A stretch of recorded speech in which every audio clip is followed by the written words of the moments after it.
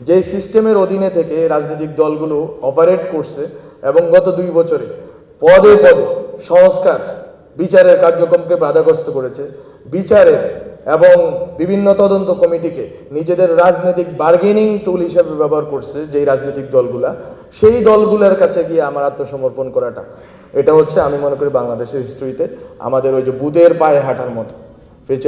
বুধে যেরকম পিছে পায়ে হাঁটে, আমরা এখন পিছে হাঁটতেছি। কিন্তু আমি অনেকবার বলার চেষ্টা করেছি, পলিটিক্যাল সেটেলমেন্ট হচ্ছে আপনি যেই পুরানো বন্দোবস্তর ভিতরে ছিলেন, ক্ষমতা কাঠামো একটা গুরুত্বপূর্ণ জিনিস। তারপরে যদি আপনি দেখেন সম্পদের বন্টনের প্রশ্নটা কি বদলাইল? আমি প্রধানমন্ত্রী 10 বছর রাখলাম বা 15 বছর রাখলাম, সম্পদের বন্টনের ব্যবস্থা বদলাবে? আমি যদি বলি যে ক্ষমতা কাঠামোর, আমি এই জন্য বলছি ক্ষমতা কাঠামোর প্রশ্নটা আমরা সলভ করতে পারলাম, সম্পদের বন্টনের প্রশ্নটা যদি আমরা সলভ না করি, যে কথা দিয়ে শুরু করেছি যে social mobility, social and political upward mobility, এটা সম্ভব হবে না। গরিব থেকে যাবে, নিম্ন মধ্যবিত্ত থেকে যাবে, তাদেরকে কখনোই আপনি উপরে উঠতে আপনি সহযোগিতা করবেন না। রাষ্ট্রের পলিসি নেই তাকে উপরে উঠতে সহযোগিতা করে, সেই জিনিসটা হয়েছে।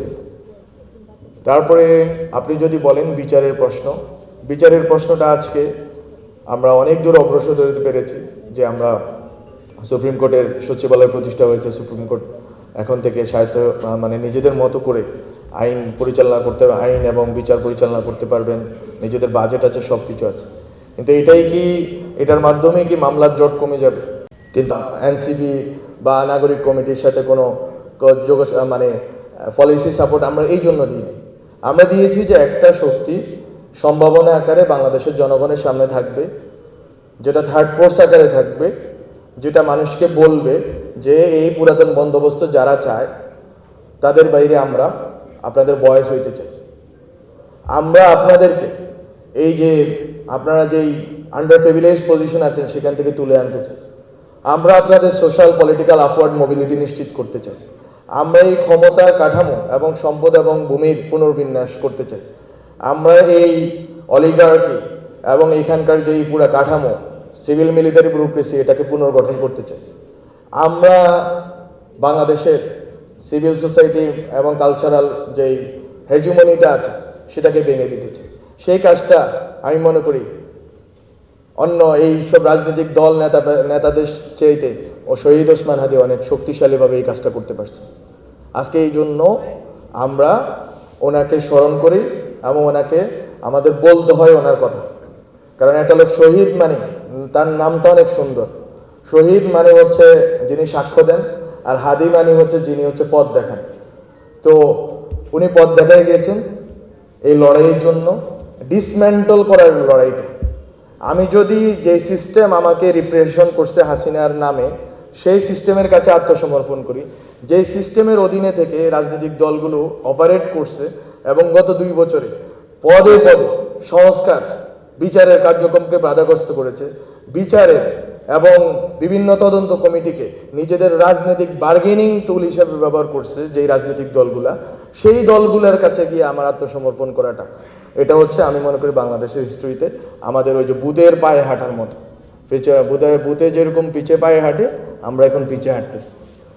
তো আজকে আর বেশি কিছু বলার নাই, শুধু অনুরোধ থাকবে বাংলাদেশে এখানে যারা আছে, অনেক তরুণ ছাত্রদেরকে দেখতেছি, এই অনুরোধ থাকবে যে আমরা যে স্বপ্নটা নিয়ে শুরু করেছিলাম সেই স্বপ্নটা জাগিয়ে রাখা।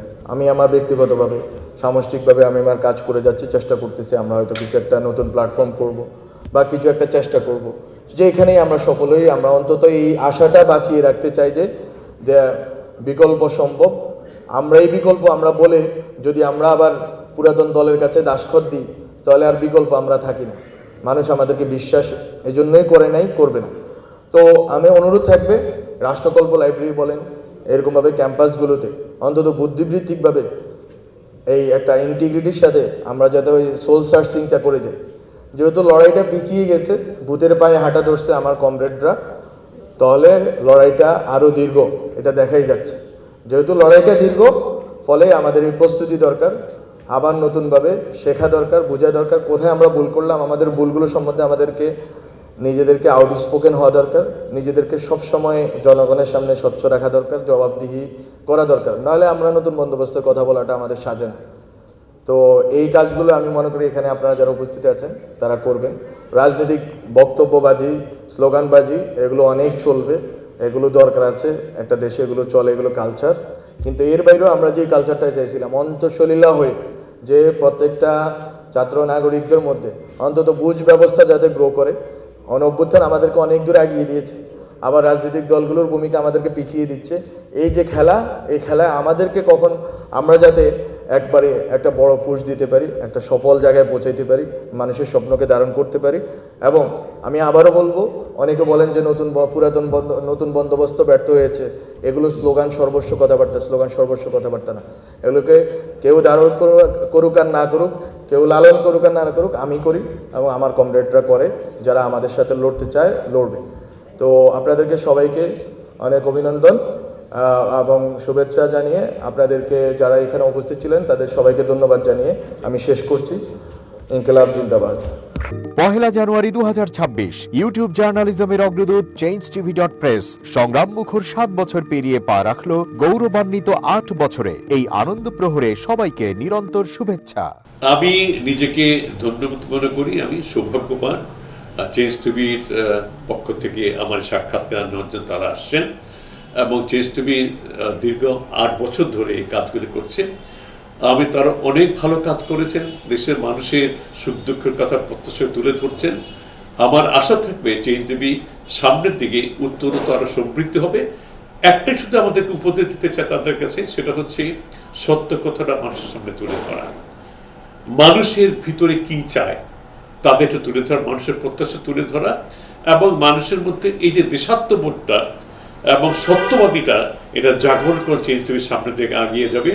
এবং যারা দেশের কথা চিন্তা করে এবং দলমত নির্বিশেষে যে লোকগুলো আছে, তারা দেশের কথা চিন্তা করে, দেশের উন্নয়নের কথা চিন্তা করে, কোনো পক্ষপাতিত্ব করে না, তাদের বক্তব্য দেশের মানুষের তুলে ধরা, এই কাজগুলি সামনে এগিয়ে নিয়ে যাবে, এটা আমাদের প্রত্যাশা। অনেক ধন্যবাদ আপনাদেরকে, দেশবাসীকে, দেশবাসী পক্ষে সবাইকে আমি ধন্যবাদ জানাচ্ছি। changeTV.press এক ফোঁটা হলুদ নেই। আমরা শুধু আপনাদের কাছে একটাই আবেদন করব, মিথ্যার পিছনে দৌড়বেন না, সত্যকে ধারণ করেন, সত্যকে জনগণের কাছে তুলে ধরেন। সেটা যতই কঠিন হোক না কেন, পিছপা হবেন না, ভয়ের কোনো কারণ নেই। আল্লাহর সাথে থাকেন, আল্লাহ আপনাকে সাহায্য করবে। কোনো মানুষের কাছ থেকে কোনো সাহায্য কামনা করবেন না। ধন্যবাদ। changeTV.press এক ফোঁটা হলুদ নেই। হ্যাঁ, চেঞ্জ টিভি আমি বিশেষ কারণে দেখি সুযোগ পেলে, বিশেষ করে তোমার অনুষ্ঠানটা যখন হয় আগে পরে আমি দেখে থাকি, ভালো লাগে, উপস্থাপনা ভালো, মোটামুটি সব কিছু ভালো। আমি তাদের শুভকামনা করি এবং চেঞ্জ টিভি আমি আশা করি সবসময় নিরপেক্ষ, যেহেতু এই চেঞ্জ টিভিটা সংবাদ প্রচারের একটা মাধ্যম, সুতরাং সঠিক সংবাদটাই চেঞ্জ টিভি প্রচার করবে, এটাই আমার কামনা থাকবে তাদের কাছে, সেই সঙ্গে আমার শুভেচ্ছা থাকবে। changeTV.press এক ফোঁটা হলুদ নেই। সুপ্রিয় দর্শক, এই চেঞ্জ টিভি বিগত 7 বছর ধরে খুবই গুরুত্বপূর্ণ ভূমিকা পালন করছে আমিরুল মোমিনিন মানিক। উনি তো এখন বাংলাদেশে একটা ন্যাশনাল ফিগার হয়ে দাঁড়িয়েছেন। তিনি সত্যকে ধারণ করে আছেন, সত্য প্রচার করে, সত্যের প্রকাশ করে, সত্য ধারণ করে তিনি একটা পরিবর্তন আনতে চেয়েছেন এই সমাজে। আমি আশা করি এটাতে অনেকে উদ্বুদ্ধ হয়েছেন এবং এই চেঞ্জ টিভির ভূমিকা অন্যকে অনুসরণ করার জন্য আমি আবেদন জানাবো। একই সাথে চেঞ্জ টিভির কর্তৃপক্ষ এবং দর্শক শ্রোতাকে আমার ব্যক্তিগত দোয়া এবং শুভেচ্ছা রইল। changeTV.press এক ফোঁটা হলুদ নেই। বিশেষ করে আমিনুল মোমিনিন মানিক তার চেঞ্জ টিভিতে তিনি সবচেয়ে আমাদের কঠিন সময়ে, সবচেয়ে দুর্যোগের সময়ে এখানে যে সমস্ত অনলাইন খুব ঝুঁকি নিয়ে দায়িত্ব পালন করেছেন, তার মধ্যে চেঞ্জ টিভি এবং তার প্রধান উদ্যোক্তা আমাদের প্রিয় ভাজন আমিরুল মোমিনিন মানিক, তিনি অন্যতম। changeTV.press এক ফোঁটা হলুদ নেই। চেঞ্জ টিভির সবচেয়ে বড় নামটা সুন্দর, চেঞ্জ নামটা সুন্দর। হলুদ সাংবাদিকতা নয়, ট্রু জার্নালিজম, এবং একটা চেঞ্জ, এবং মানে একটা কথা আছে, if you want to change the world we have to change your self, এবং চেঞ্জটাই হচ্ছে মূল জিনিস। আমরা আমাদের সামনে রাখতে হবে, আমরা একটা পরিবর্তন চাই। চেঞ্জ টিভিতে এই সমস্ত প্রোগ্রাম দেখিয়েছে, মোস্ট অফ দ্য ক্ষেত্রে আমি দেখেছি তারা একটা নতুনত্ব নিয়ে আসছে, বিভিন্ন ইন্টারভিউ বিভিন্ন প্রোফাইল লোকদের দিয়েছে, এবং একটা নতুন বাংলাদেশ তৈরি করা, একটি নতুন নেতৃত্ব তৈরি করা, একটি নতুন চিন্তার